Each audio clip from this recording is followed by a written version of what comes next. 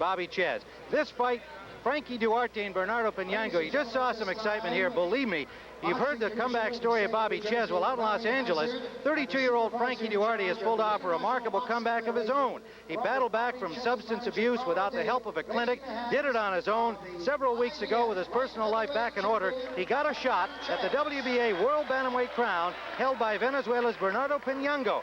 Here's how that action unfolded, and we're going to pick it up with the action in round number 4.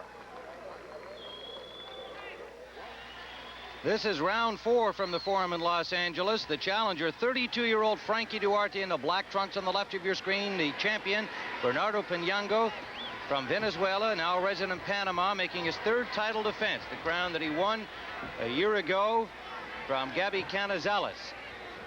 Duarte, through the first 3 rounds, about dead even, perhaps an edge in his favor for the challenger as he has pressed the attack as he is doing now. Pinango, looking a lot like the Panamanian former champion Eusebio Pedroza, a great featherweight champion in his style, has already had a point taken away for a low blow that was back in round number 2. Now, Gil, Duarte, that's the Canadian referee Hubert Earl, again with another warning for Pinango. Duarte doesn't seem to be bothered by any of that. He's just coming straight ahead, fighting his own fight. Tim, you hit the nail right on the head when you said it reminds you of Eusebio Pedroza. He never bothered with the referees at all. He'd foul the guy 8, 9, 10 times, and the referee would warn him and he'd go right back and foul him again. Well, Duarte has been certainly sticking to business, coming straight ahead. That's been his style over the years, and what an extraordinary story. 14 years of professional, finally getting a title opportunity for this WBA bantamweight crown after 5 years out of the ring. A self-admitted drug addict and alcoholic. He beat it himself. He got back into the ring with the help of the Goosen family 3 years ago, has run up a 9-1-1 record after that 5-year layoff. And here he is fighting for the World Championship. More than 6,000 enthusiastic fans in Los Angeles cheering for Duarte in this effort against the awkward and difficult Pinango. Pinango is one of those fighters, Tim. He's letting Duarte come to him, but he throws a lot of punches. He's an effortless puncher. The arms just move at all times. There he is again, 1, 2, 3. And Duarte countered beautiful with a right hand. Again, a warning to Pinango.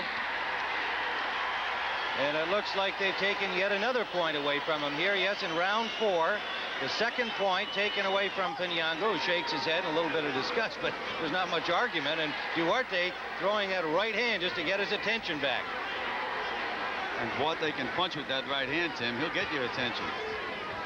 Frankie Duarte's career record, 41 victories, 6 defeats and 1 draw with 32 knockouts. And as we mentioned, 9-1-1 since going to the 10 Goose stable, beginning his comeback 3 years ago.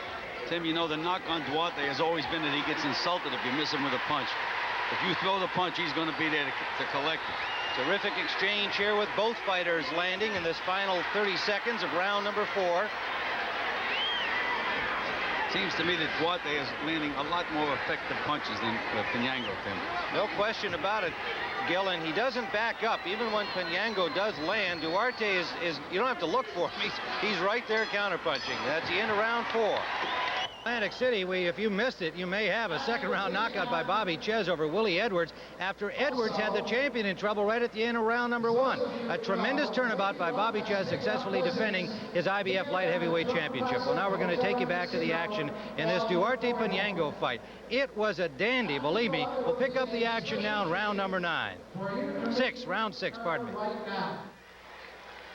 This is round 6. The challenger, Frankie Duarte, has been doing very well through the first 5 rounds of the fight without 2 points taken away from the champion in the red trunks, Pinango. Duarte would be at least even in our view, perhaps even ahead with those 2 points. He would appear to have the lead here in round number 6. Yes, Tim, with those 2 points, he seems to have a comfortable lead in the fight. Remarkable story, the well-known, well-documented saga of his return to the ring, but just the age factor, Gil.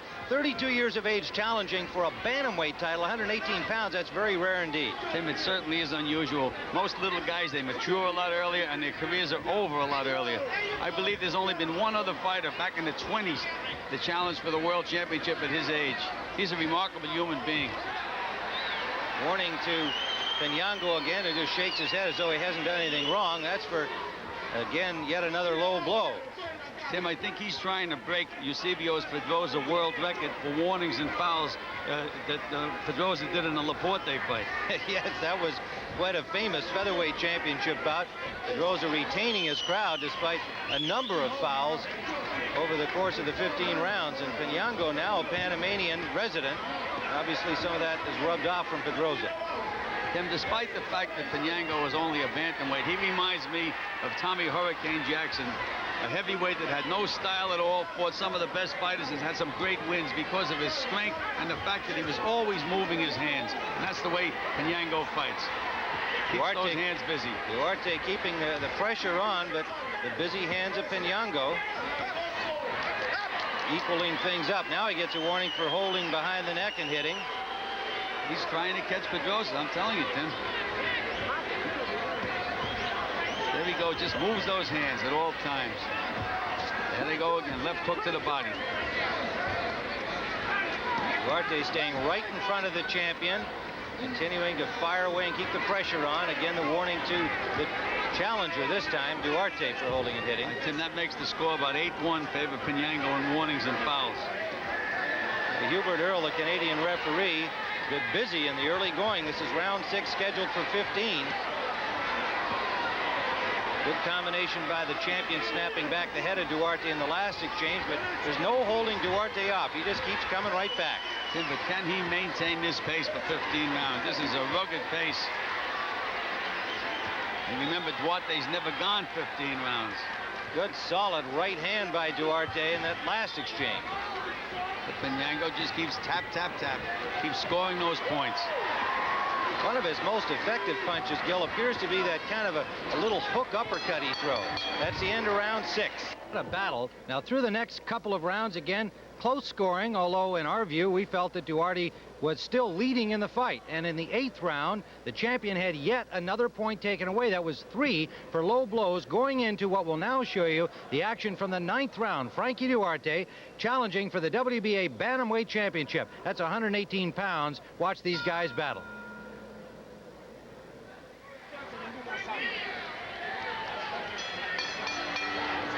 Round number 9 of the 15-round WBA Bantamweight Championship. It's been a thriller all the way.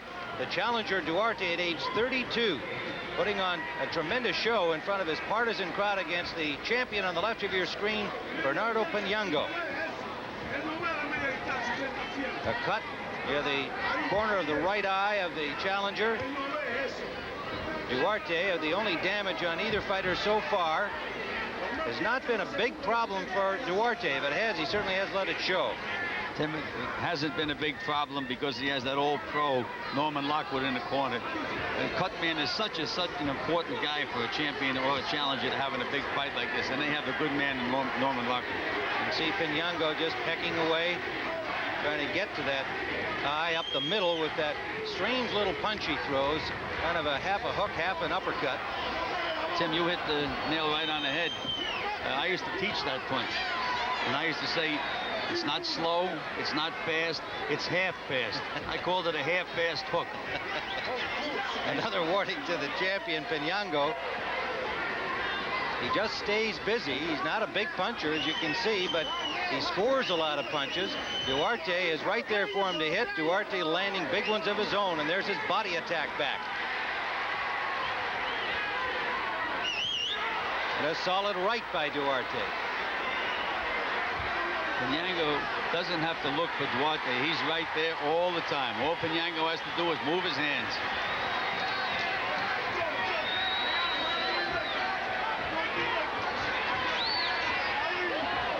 Frankie Duarte, who credits his family and the Goosen family for this remarkable comeback at age 32 after a battle with drugs and alcohol. No treatment centers for this young guy. He went cold turkey, got his life back together, renewed what had been a promising boxing career, and here he is fighting for the title at age 32. Pinango has been scoring effectively early in this round, Tim.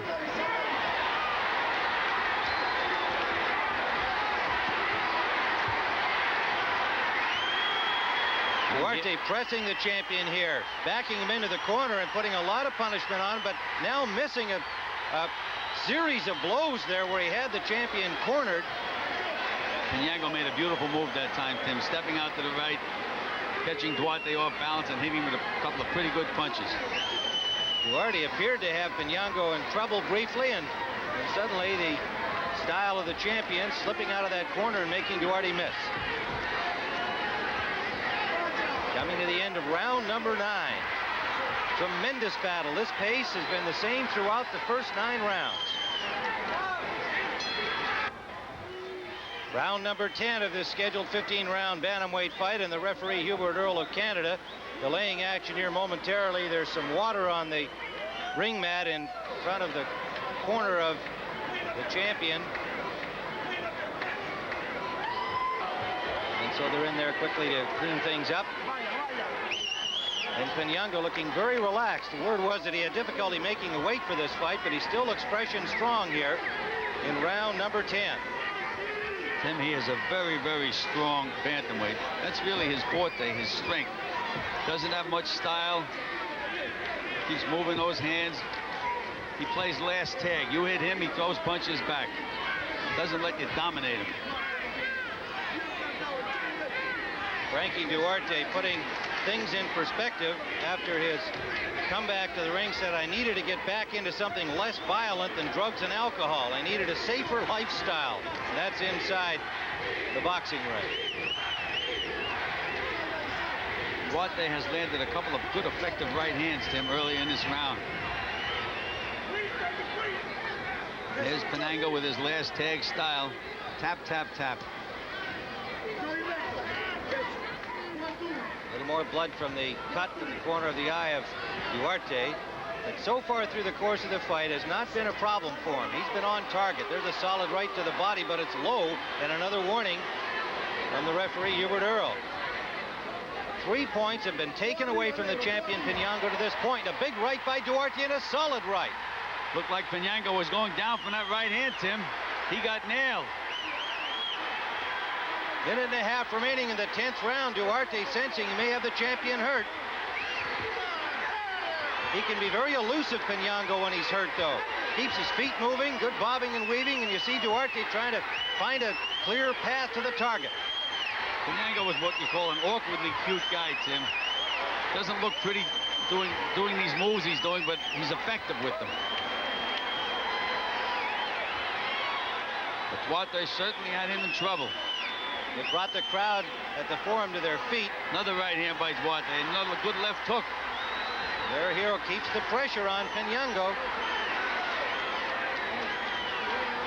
His punches are much more effective than Pinango's, but again, it's a question of what the judges like. Do they like the clean, effective punches, or do they like the accumulation of a lot of punches?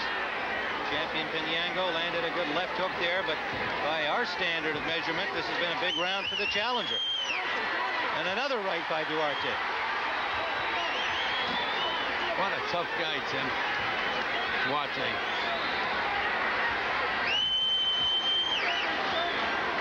Well, they've likened his career and this comeback to a movie script. And certainly Duarte living up to that kind of drama. Now Pinango finishing well here in the 10th round, but Duarte keeps coming forward. Frankie Duarte getting some last-minute attention to that cut over his right eye. Norm Lockwood and his crew have done a good job in keeping this young man from having his vision overly impaired during the course of the fight. I don't think it would matter to him the way he came into this bout. And now there's another delay here by the referee, Hubert Earl, and this time it's directed at the trainer and manager of the champion Pinango. That's Luis Spada. There he is, and Spada being chased down from the ring apron, and sarcastic applause for the referee. Earl has been a busy guy, having to deal with a number of fouls by the champion Pinango. Remember, 3 points for low blows have been taken away from the champion.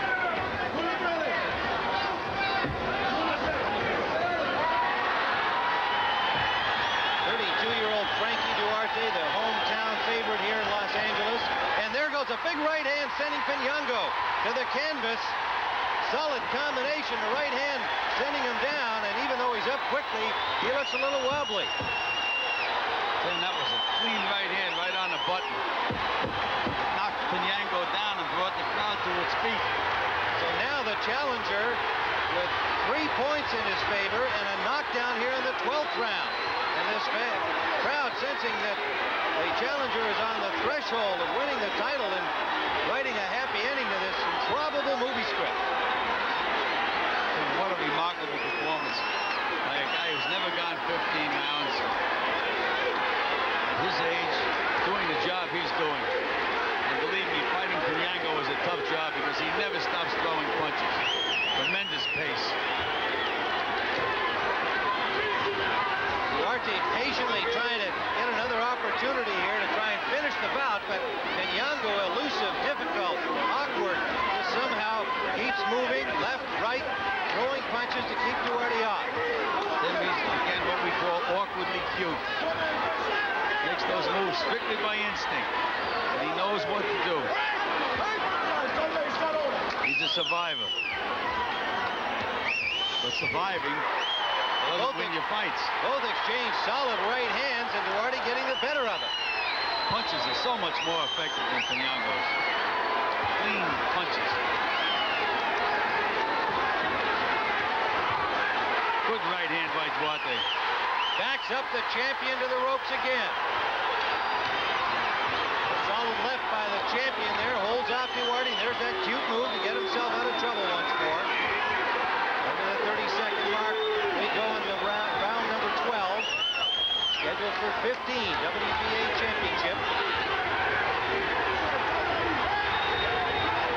Duarte can smell that championship just about now, Tim.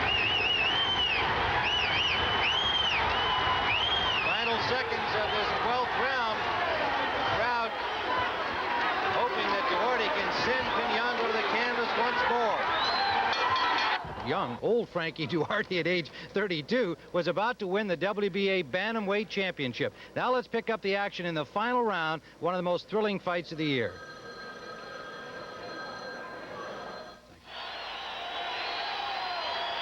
Frankie Duarte apparently on the threshold of victory here. The WBA Bantamweight title at stake. Cut over both eyes early in the fight from a blow from the champion Pinango. Later in the fight from an unintentional butt. Hasn't stopped him at all. He continues to come forward. A knockdown of the champion in round 12. 3 points taken away from the champion for low blows would appear to have the challenger Duarte in the black trunks in the driver's seat. The forum crowd certainly thinks that they are about to see a happy ending to this improbable story. 32-year-old challenger coming back from a battle with booze and drugs and in the last 3 years rolling up a 9-1-1 record to get this title opportunity. A big left hand by the champion, but a right hand back from the challenger right there. What a pace, Tim. What a pace. 15 rounds at this pace. Unbelievable.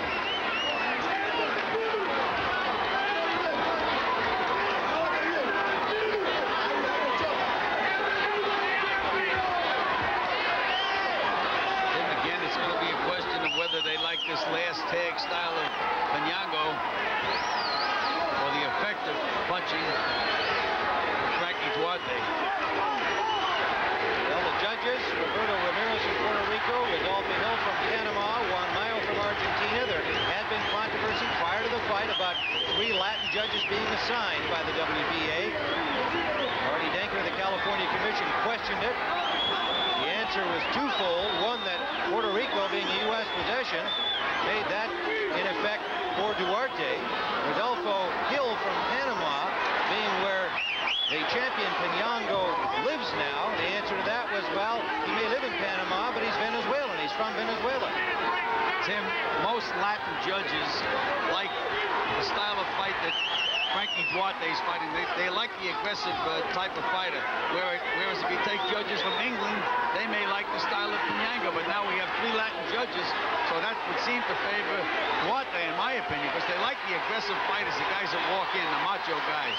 And we see him walking in again here in the 15th round. Another factor may be the bleeding is from the challenger, none from the champion, despite the knockdown. Well, Tim, if they're experienced judges, they shouldn't let the blood bother them. But a lot of judges are what I call blood judges. They see a little bloody nose or something, so they think the guy automatically is losing. It shouldn't be. You saw yet another warning to the champion Pinango, that time for using his elbow and forearm a la Pedrosa, the former featherweight champion from Panama. Good right hand by Duarte.